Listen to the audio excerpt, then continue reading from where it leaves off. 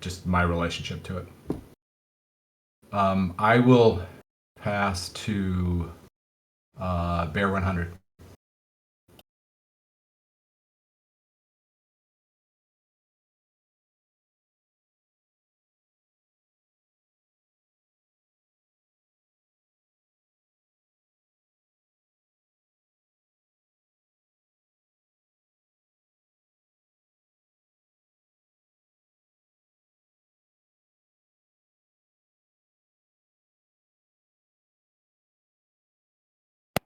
Thanks.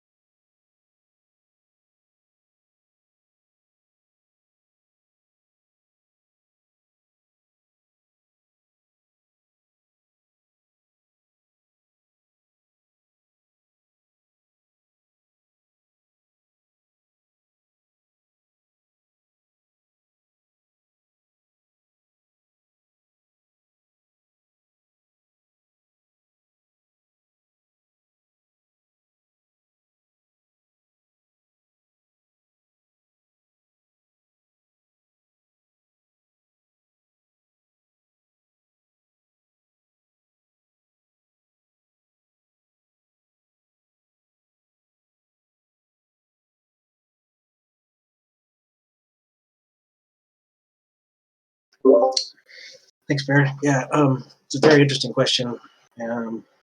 Honestly, from my perspective, I have to acknowledge an aspect of its definite reality. So we were speaking momentarily ago about mental health condition bipolarity, and I had in the past several years ago, I had a manic episode while I was driving, and I happened to crash into somebody and hurt somebody, and I was charged with a crime for that. They broke their arm, unfortunately. Thank God they didn't get hurt worse. But so I spent some time in incarceration in California here in the county jail system. And as much as I didn't enjoy it, there was a definite aspect of racial self-segregation. It's something that's you know, important for the system to run, and it's well established within the bureaucratic system that exists within that environment, that it's necessary for functionality. So it's something that I didn't want to acknowledge, but something that I was forced to acknowledge. And so just being aware of that has, I guess, in a way, improved my own ability to relate to other people. It's in my personal opinion, it's this artificial designation that we're all human beings, and that's really the only aspect of um, our species that is actually relevant. But beyond that, there's definite cultural and linguistic barriers that exist, and sometimes it's important to acknowledge those for the betterment of everybody. So yeah, I'll pass to LBS. Yeah, I would say, as a white person raised in the US with boomer parents, they were part of the generation that was like teaching my generation that color blindness was like the best. I don't see race. I don't like look at that. That was like the right way to be. And since then, in like my years growing up, and especially in the last like 5, 10 years, I've come to see how like race really is an indication of both like culture and like experiences, and that a lot of people have like a lot of deep connection to their race. And being a white person in the US, like I never quite like felt a lot of connection to that. So I have a lot of curiosity about like, we have stories from my great great grandfather like coming and immigrating to the US from Europe.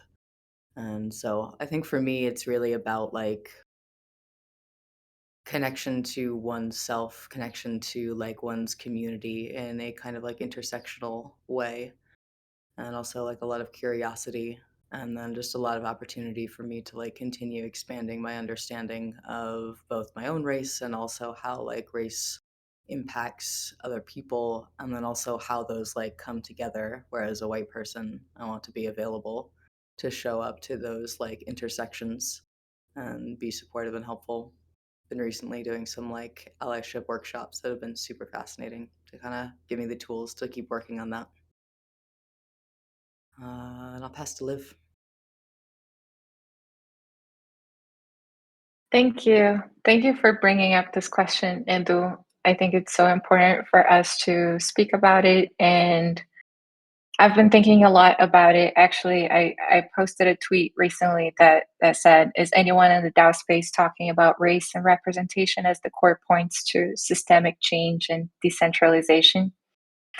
And I was very surprised with how many people answered, and knowing Black folks in the community and being able to speak with them. And we had a call where we were trying to understand, like, what are ways to approach this in the spaces we've been in, and listening how much people have been silenced about that, and how these conversations are very difficult, and like spaces that are mainly white. And one of the points that came up was, how can we all understand our own racial identity and start sharing a little bit more from our perspective, and how this would help us integrate with each other and understand, like, how, for example, in Brazil, I can be considered a white person, but in America, I'm a person of color. And then somewhere else, I have like another way that people look at me, and what is the way that I look at myself in these different circumstances. And bringing dialogue about that would be very helpful, because we come from different culture backgrounds, and this affects a lot the way we relate with each other.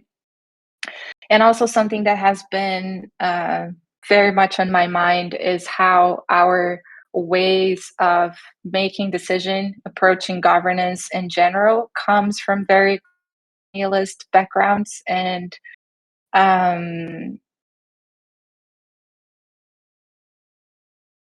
neoliberalist, colonialist backgrounds, capitalist backgrounds, and how for us to transform economic systems, especially being in a token engineering community, is so important that we bring diversity, not in a perspective of like, oh, I'm opening the community for diversity because we need numbers to show that we are a diverse community, but having an active listening and active curiosity for the knowledge that has been buried for centuries, of communities that have such social technology that have not been integrated in the economic systems we are a part of today, and how this is the main reason why we are failing, and that we will continue to fail if we don't integrate that like immediately. And it's very difficult to see that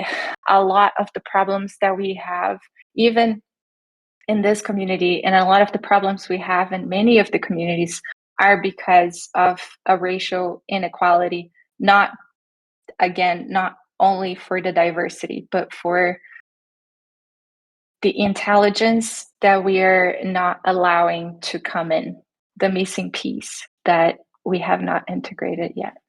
And I'll pass to Ben's.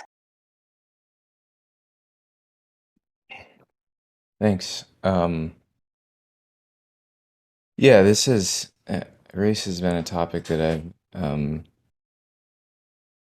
thought more about lately, and like past several years, 2020, COVID, and all of this. Yeah, I think it's something that, like, I don't think that color blindness is something like we should hope that race is something that doesn't matter. So like I think that is something,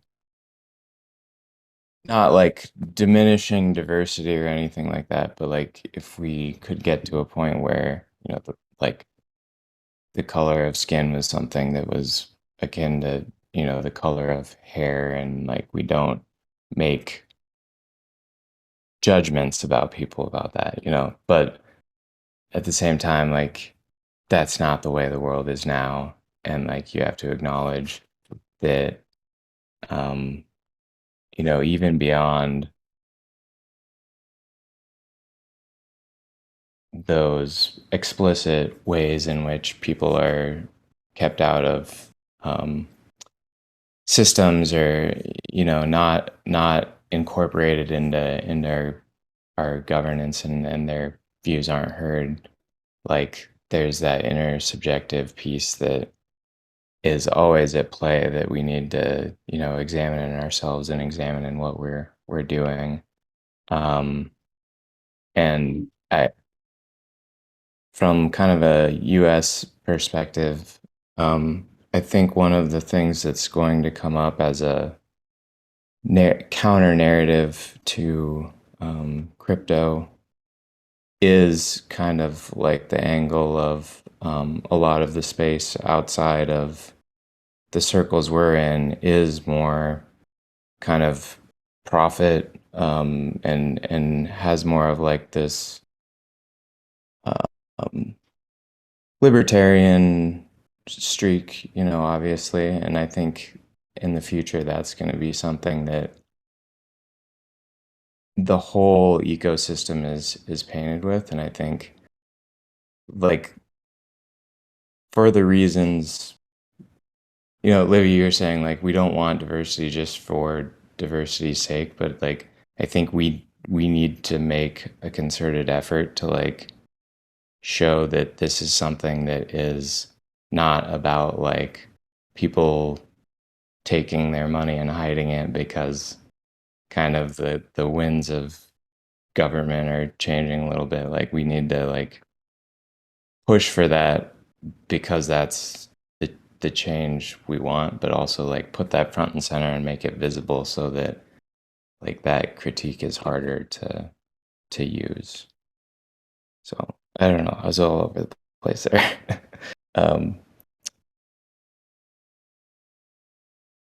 Who hasn't gone yet? Paul, would you like to go?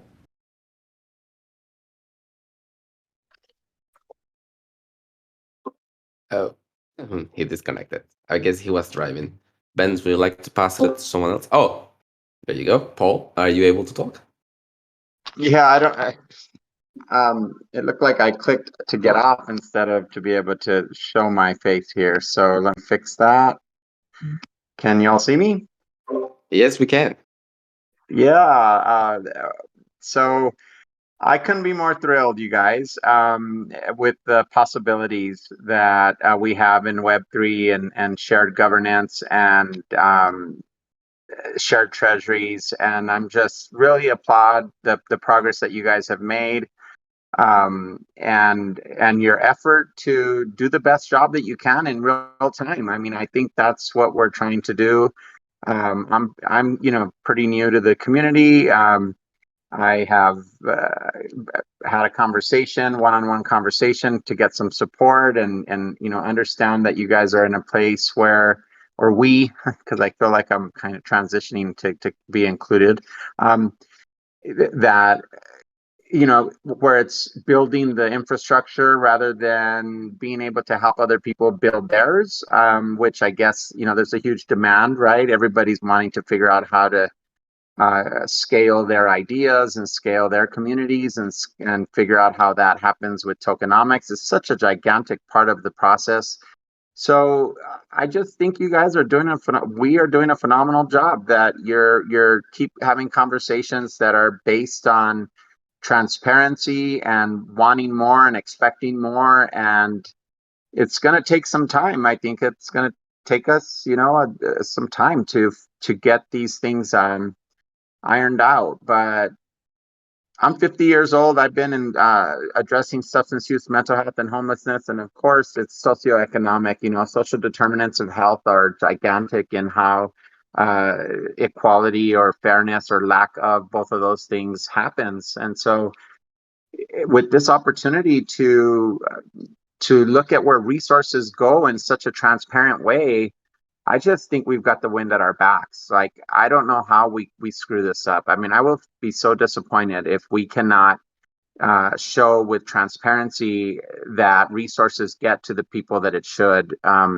this time around with DAOs and crypto and blockchain and these things that we have at our disposal. So I'm just here to be involved so that that doesn't happen, that we do it better. You know, this is I don't know if we'll ever have a better chance than now. And it's like cannabis, you know, here in Albuquerque, New Mexico, in the United States, like now it's legal, and then all the big corporations just swoop in and just close down all the mom pop shops. And so now, you know, you were either in jail because you had a crime because you were using cannabis. It's like, I deal with substance use disorder, you know, and all of a sudden when things get better, the big money comes in and just swoops in. And so I really feel like we are in a pivotal, powerful, very, very powerful place to empower others. And I want to get involved as much with you guys as I do with my own aspirations around substance use and mental health. And so I'm here, and I hope I get to figure out how to be more active. So sorry for the long one, but here in Albuquerque. Thank you. Thank you, Paul, for sharing. Ham, how about you? So there's so much that was said already. I don't know how much more I can add that's relevant. So maybe I'll share just like a personal journey. So I grew up in a place in the United States that was once the most diverse place on the planet. It's called Flushing, Queens.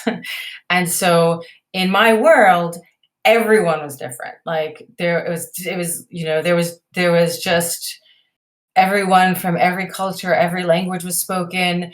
So I grew up thinking that, you know, a little bit like LBS was saying, their comment about, you know, this color blindness. I grew up thinking, oh, well, it's solved. And so embarrassingly, actually, I'm totally embarrassed by this now because I didn't really get until my 20s that race is still a thing that keeps people in different places. And because I thought in my little world that that everyone sort of had to get along because we were all living in the same spaces, I really had this idealistic idea that we were all colorblind now, and like race didn't matter and gender didn't matter. You know, we sort of grew up thinking that we were taught these things that like, oh, no, you can be president if you're a woman, and you know, it still hasn't happened yet. And you know, your race shouldn't hold you back. Or you know, people are less prejudiced now than they were before. I don't know, like all of these things. And then in my 20s, I was like, it's just like, wow, none of that was true. You know, it's clearly, I had a lot of privileges because I was white that were clear. You know, Dave Chappelle does this great, he just does the great comedy, right? But like, he does this great comedy of like him and his white friend, you know, Chip or something. And like, they go up to a cop and they're both high. And like, Chip's like, excuse me, officer, you know, like I'm a little high, but can you tell me how to get to? And it's like, yeah, I could do that. Like, I was like, I just felt like that's the privilege. Like you don't, and it's impossible if you don't see it. You know, if you are willfully not seeing it, you won't see it. But like, otherwise it's everywhere around us. So I feel like imprisonment is like race-based modern day slavery. Like it's undeniable that we can even, like, you can't even deny that anymore. So it's sort of like now I see it as something that's really, really prominent. And I don't know what else to say about it other than I think that it's something that we should teach our children to be more aware of, and not to think that the world is colorblind, because the world isn't. And creating this fallacy just leads to continuing the way it is, rather than actually fixing the things that are broken. Because if we don't see what's broken, then we can't fix it. So yeah, I guess that's all I'll share, and I'll pass it back to you, Eduardo. Thank you. How about you, Costa? Thank you. Well, my answer might be a bit problematic because I'm super colorblind. I grew up in a place with people from everywhere. Grew up on a very touristic island, and to me, like, everyone is equally important, and it goes even against my ideals to accept the use of the word race in the human species. I have a scientific background, and to me, like, a race is like a subgroup within a species. So I want to think that everyone is equal. I understand that there's like a societal problem with people being not treating others equally. And I'm actually very bothered when people refer to other people by the so-called race. I don't know how to say because it's something that I struggle dealing with. Because to me, everyone is equal, but I don't know really what to do to make this current problem go away. And from my part, I treat everyone equally, and I try to make people on my surrounding treat others equally. And that's all for me. Thank you. For me, it has been quite a journey. I grew up in a very accepting community. I mean, Panama has the amazing and the disgrace honor to be a place full of immigrants at the same time. So you grew up colorblind in the sense that you don't make a judgment based on race. Rarely it happens. Only maybe and circumstantial to Chinese people. Because they own shops in Panama, so they just call them by like Chinese people. And when I moved to Argentina, I realized how non-white I was, and how people will cross the street because they saw a non-white person walking to them at 9 p.m. and they thought I was going to steal them or do something along those lines. So it was quite tricky when I came also to Spain to find out that the only way that I could get a work contract was if I was going to get a job as a maid, because that's the only contract that Spain allows for Hispanic people to get easily. Any other kind of contract that you want to try to get in Spain that is not a maid contract is really problematic. And that's where I found out how colonialism and race was deeply involved into the system that I was living.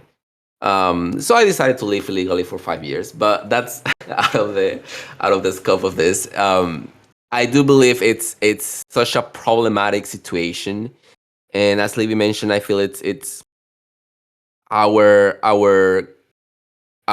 sort of work, or the work that we can do, as little or as big as it is, to talk about it and just keep talking about it until the people that surrounds you become aware of it, and it's just like a domino effect. There's no other thing. I feel if you feel that you don't have a space where you can support it, if you feel that you are not a power to change things, just talk about it and keep talking, and until what surrounds you becomes aware, and then they will talk about it. So yeah, how about you, Manu? You're the last one to close at us. Yeah, thanks, Edu. Well, I mean, in paper, it's just an informal classification, right? But although it's based in like social and physical qualities, I'm of the opinion that it's mostly our personal and collective perception towards it that end up making it a self-fulfilling prophecy. And that might be like naive because I'm not of I've never been discriminated against because of my race or color. But I mean, there are certain stereotypes that end up becoming sort of like cognitive shortcuts in a way, either consciously or unconsciously, for us to assess a person. I mean, I remember in college sitting next to Asian people in case I needed to ask about the notes from the previous class. Things like that, right? We all sometimes make decisions based on that, and yeah, I don't think much about it in a professional context, honestly. Socially, I may be attracted to this or that race, but I turned that off at work. So professionally, I've never had an issue. However, interestingly, Mexico is very racially stratified. Like middle and high socioeconomic folk. It's very normalized for people to partner up either in business or romantically with people from their own race, and it's something that it's openly talked about and even encouraged. Like within my family, even like despite being cultured and knowing better, I suppose I've always been encouraged to socialize or mingle with people of my skin color or lighter, and that is not uncommon. In fact, that's the norm. And I wish that wasn't the case. And that's just the family we were given. For me, I'm colorblind in that sense. But that's sort of like a privilege in a way. Thank you, man. All right. That was a interesting conversation. So the agenda for today, we are going to talk about a few things. The first one is just a small, not small, quite an important document that Angela from Token Academy shared with me on Friday, and we are bringing this just to share with everyone, just to she wants support for this. And the idea is that the document that you are seeing on the screen, that is also on the agenda, basically it's her vision for token engineering and Token Academy. So we are just gonna run through. You can take a look at this document later on. The idea of this document is just to sort of have a preview or put into a document of the things that she thought about, and I discussed this with Livy and Gideon during these past days. But basically, she mentioned here in the screen where you can see it's the journey of a token engineer, what she thinks could be a proposal for what token engineers can do when someone wants to learn to be one. So someone will start with education, meaning TE fundamentals. Then they will be a contributor to TE Knowledge Commons. TE Knowledge Commons is what she called this idea of a space where all the knowledge of token engineering is being held.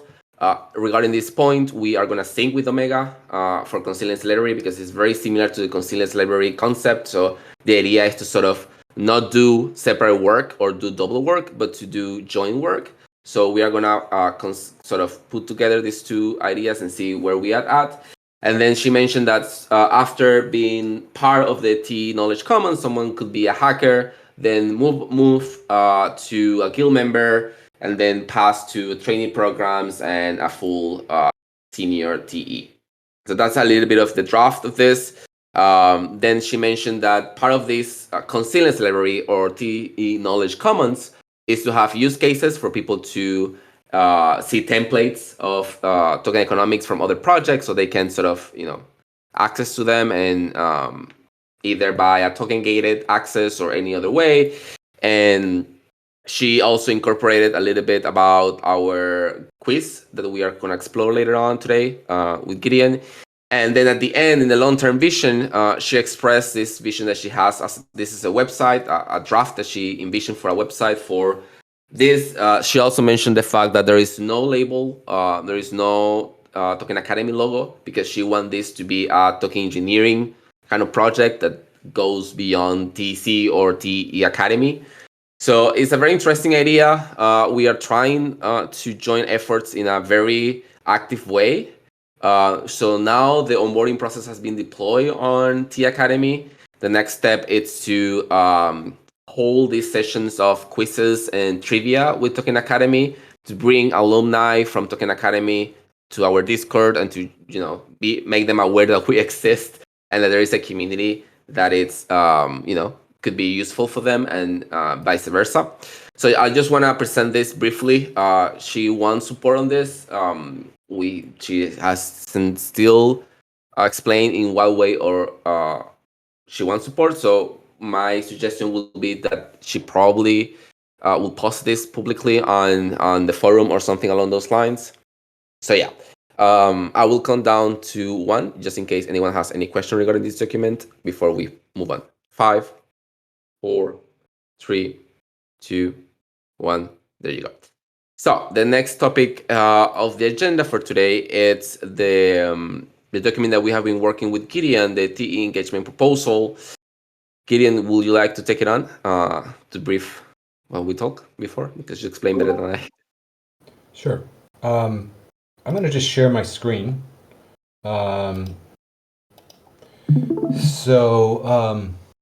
is a document that Edu and I have been, we just kind of have an ongoing agenda that we work on with each other. And one of the things that we're talking about right now is how do we, well, kind of organize the next phase of our work. And we don't know what to call this yet, but maybe it's like Communitas, version 1.1 or season 2, I don't know.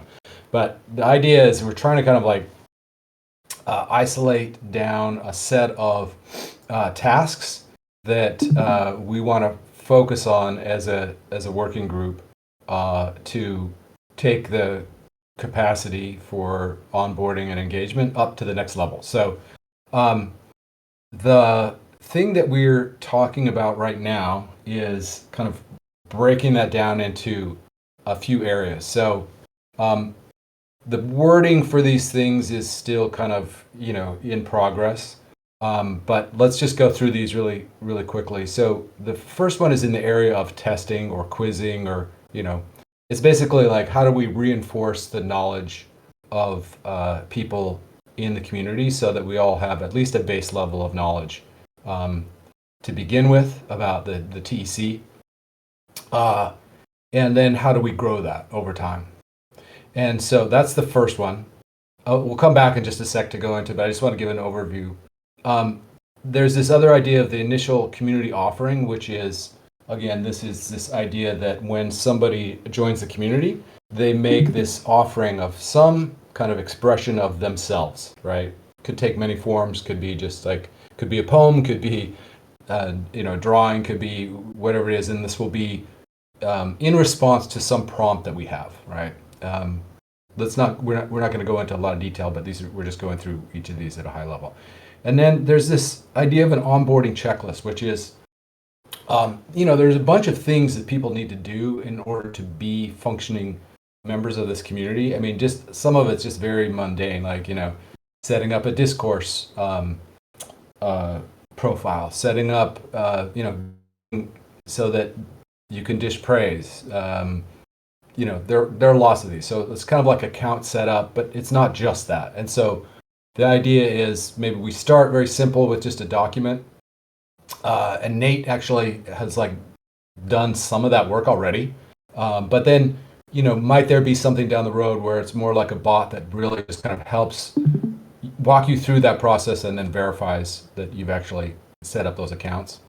Then there's this two other things that are a little bit different, which is some means of being able to reach out to folks community-wide, but also specifically for token holders, which includes hatchers and then new owners of the token. How do we reach out to people for votes that need some attention, but there will be lots of different reasons that we will, I'm sure, run into over time.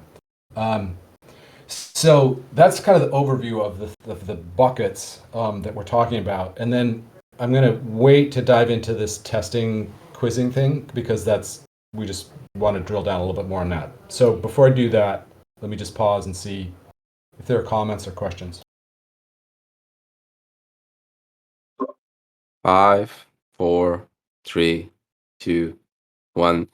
Just to clarify, the idea of this outline is that this will be the action items that we will be taking on as a consequence or as a result of the documentation that we have been presenting in the past weeks here on these calls regarding the Figma files and the user journey and so on. So these ones are the actions that we sort of have assumed could be taken on in the next month at least.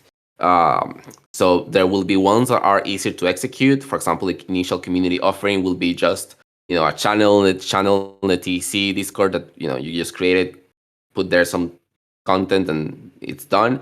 But the testing, all the quizzes, let's say, requires at least VIV support on that. And the onboarding checklist is another one that we have to decide where or how we can do it. There is an example on the agenda. Gideon, do you have the agenda open so you can share that example rather than me sharing the screen? If you don't have, no worry, I can share my. So there is this noble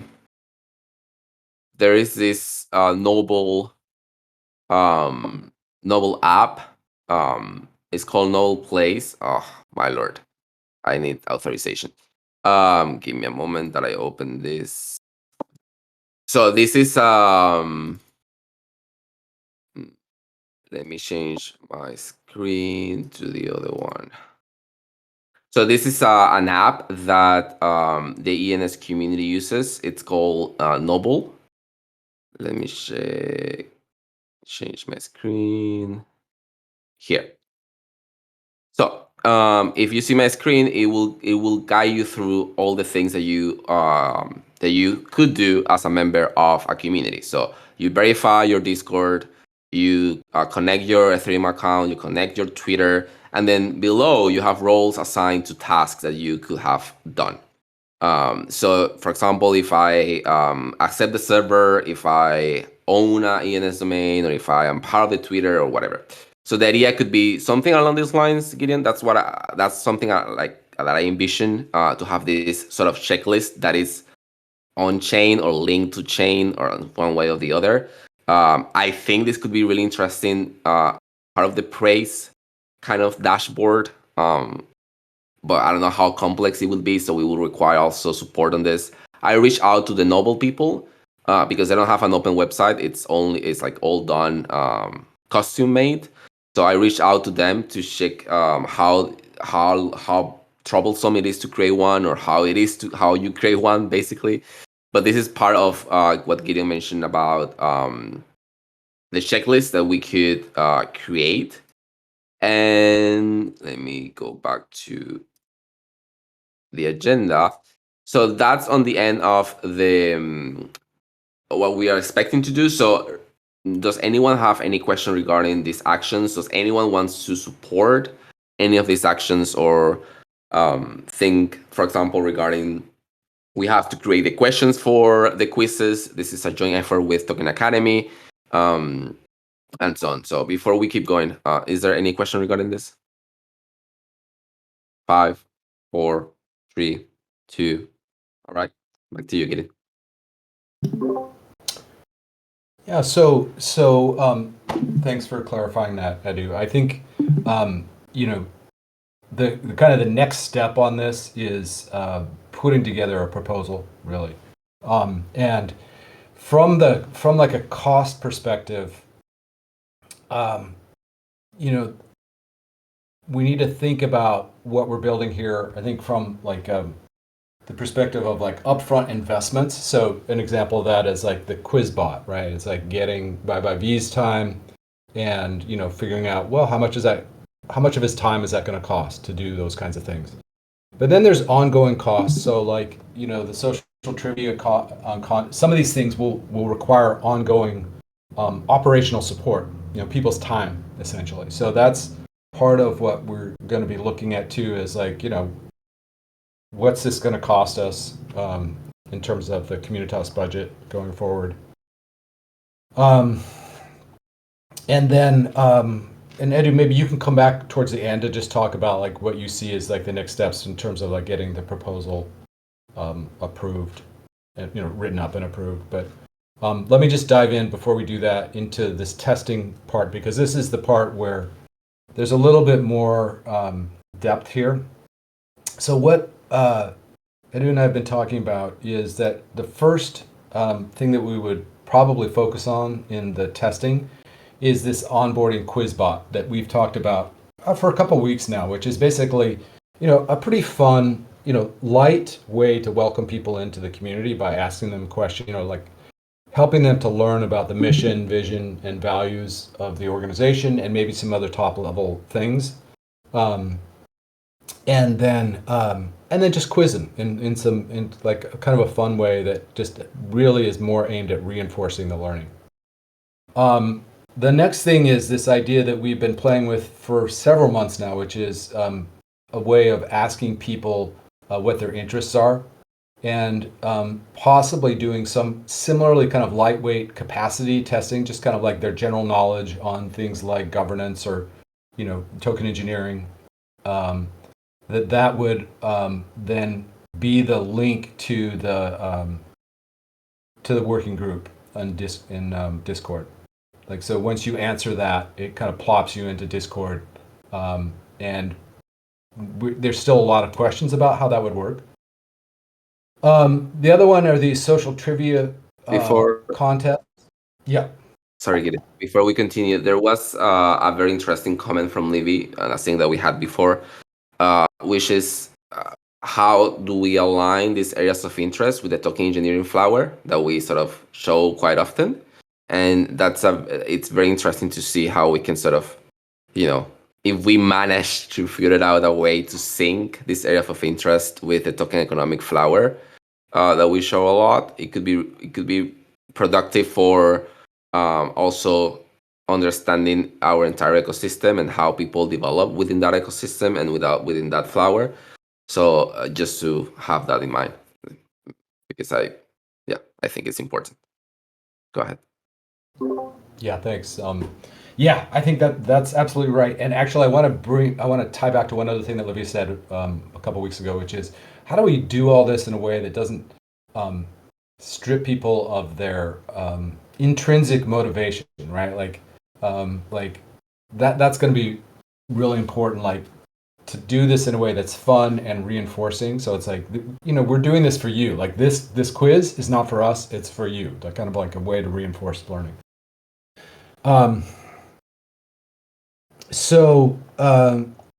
Okay, so the social trivia contests, this is, actually, Edu, I'm going to just have you explain that part. Can you do that part? Sure. So on, we are going to be swapping screens over and over. So basically on the agenda, there is a link to a draft made by T-Wells, who is the person who create these trivia games. So this is a resource for everyone. I will put this in a more concrete proposal on the forum for advice process this week. But the idea is that there are some samples of how this play out. So you can take a look at how it looks and provide feedback on the proposal. I'm saying this in advance so you can have time to take a look at it. It's a very simple Q&A. Choose the best answer. So, for example, where is the giveth house?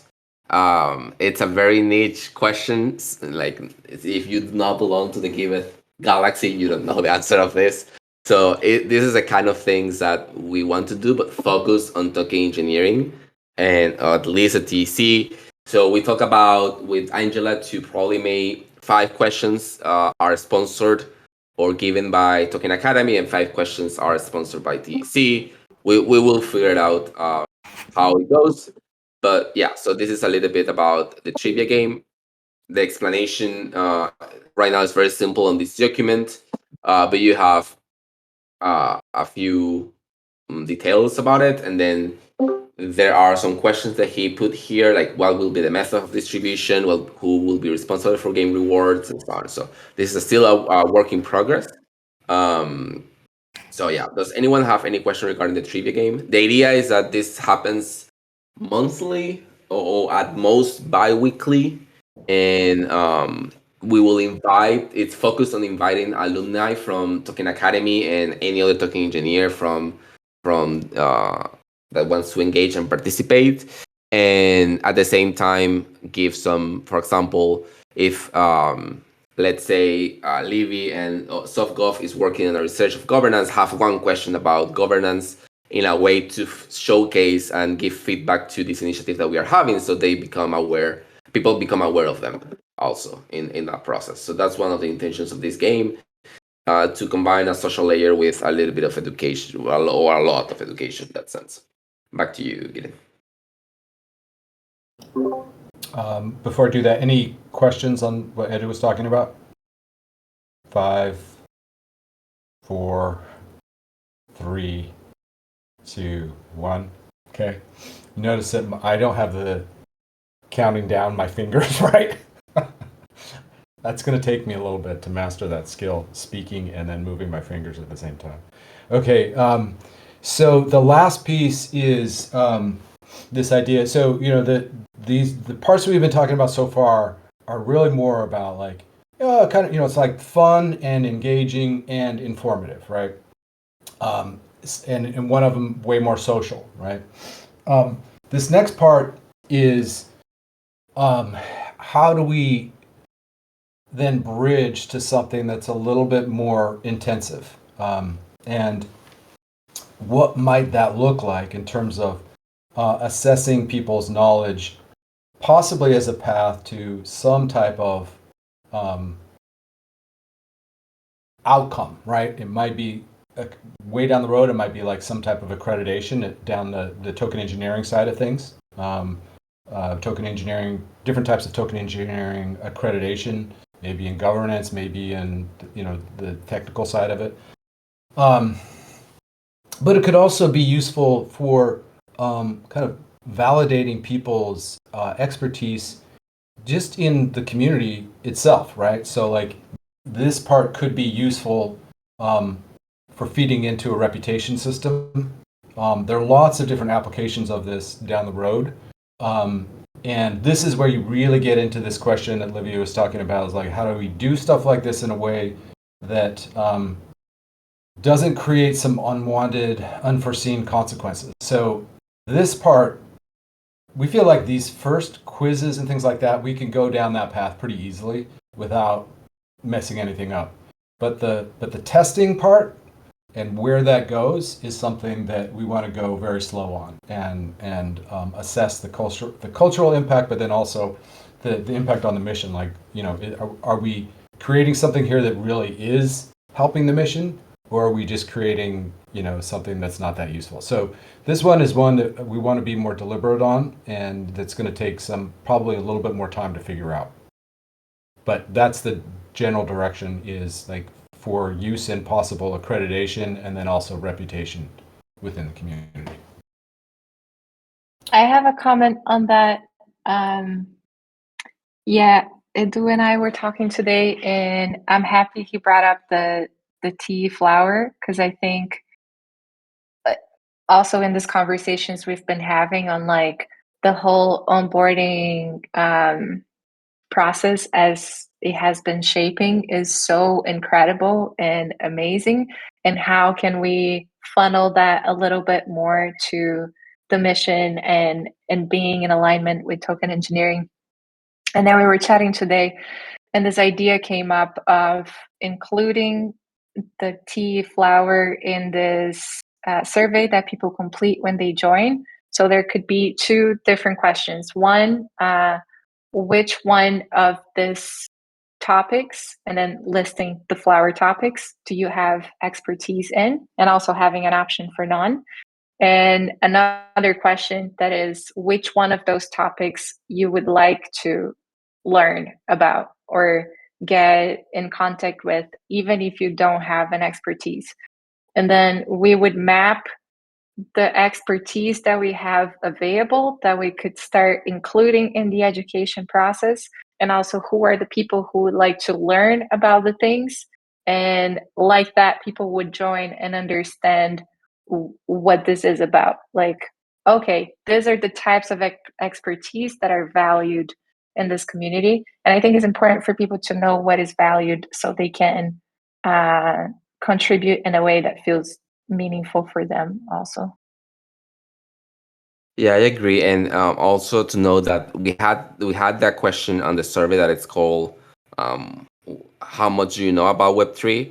And we don't do anything without responses. Like, there is no way for us to respond to that question, but the question that Livy suggested, we can actually sort of provide some support or answer to. If you answer directly that you are interested on governance, you're interested in token economics, or you're interested in education, then we can sort of pin you in the right direction, or pin you in a direction at least, or you will know which are the topics that we care also, as Livy mentioned. So I think it's just a matter of tweaking the question that we already have to just change the phrasing to this so it becomes more useful.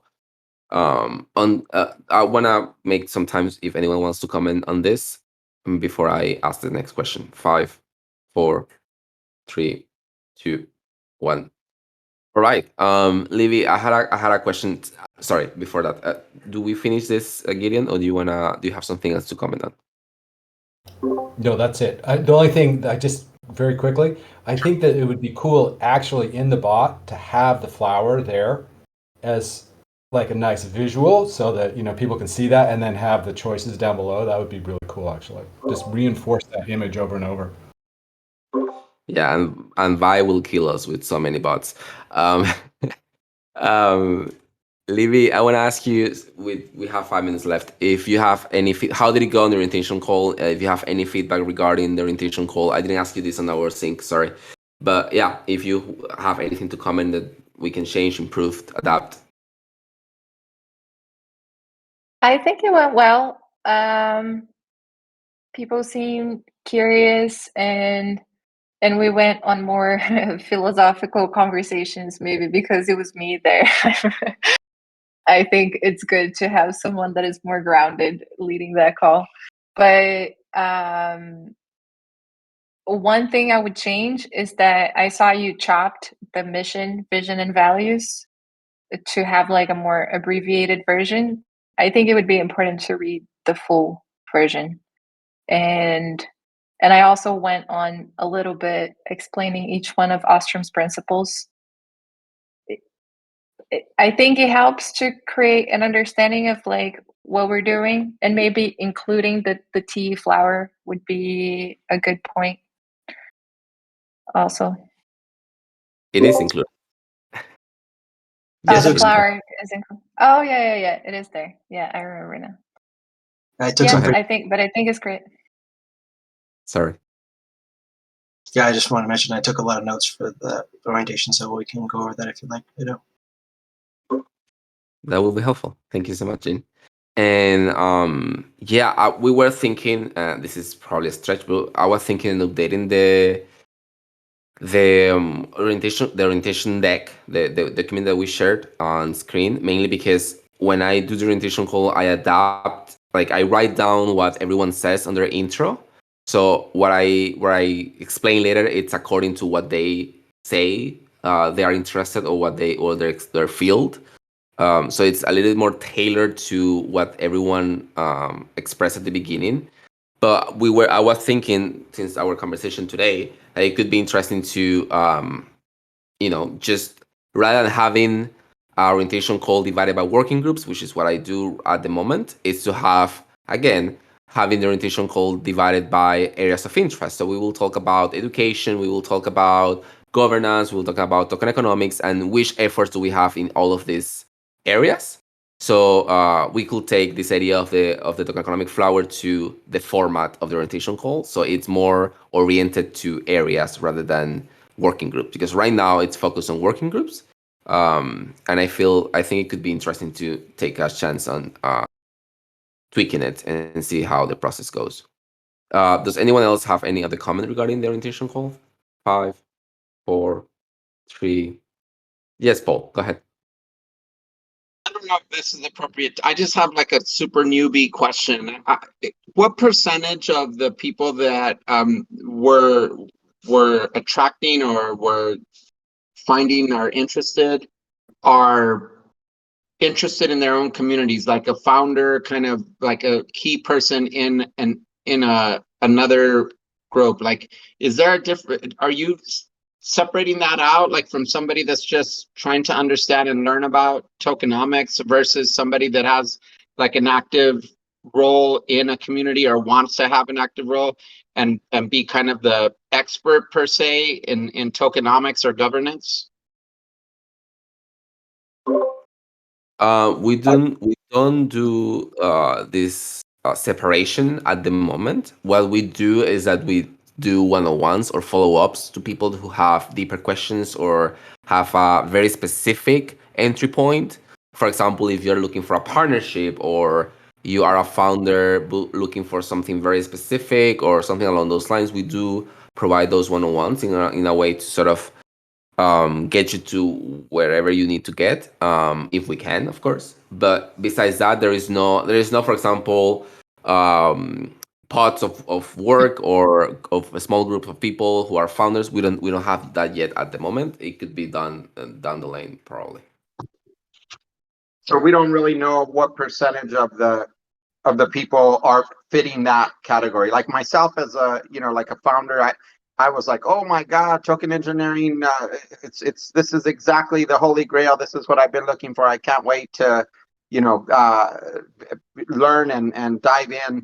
And I would have thought that like 90% of the people finding you all and having an interest and getting involved would fit my demographic. And maybe that's just my naiveness. Yeah, we do have a way to sort of, if we want, we can get the data of how many people are curious or how many people are, if they have filled the survey, we can assert that information. But right now, since we don't have a strategy based on your profile arriving, we haven't deployed that option yet. So we don't have the percentage, but there is, I can say on top of my head, 1 of 10 are probably people who are either contributors to another project who are needing token economics. Probably more than 1 of 10. So 1 of they're 5. the minority then. They're actually the minority. 9 out of 10 are not in that scenario. I will say 1 out of 5. Because it's 1 out of 5 more the ratio of that. But yeah, it's still a minority. Yes. Yeah. Okay. We are on top of the hour. Sorry, Paul. You want to say something? No. Thank you. No, thank you. We are on top of the hour. Sorry for this session. It was more of a monologue, one way. Feel free to comment on any of the documents. If you feel like sharing your feedback or you want to work on any of the things that we talked today, async, please let us know. And I will write Eugene to sync on the notes regarding the orientation call. Thank you so much, everyone. Have a nice day. Bye, everyone.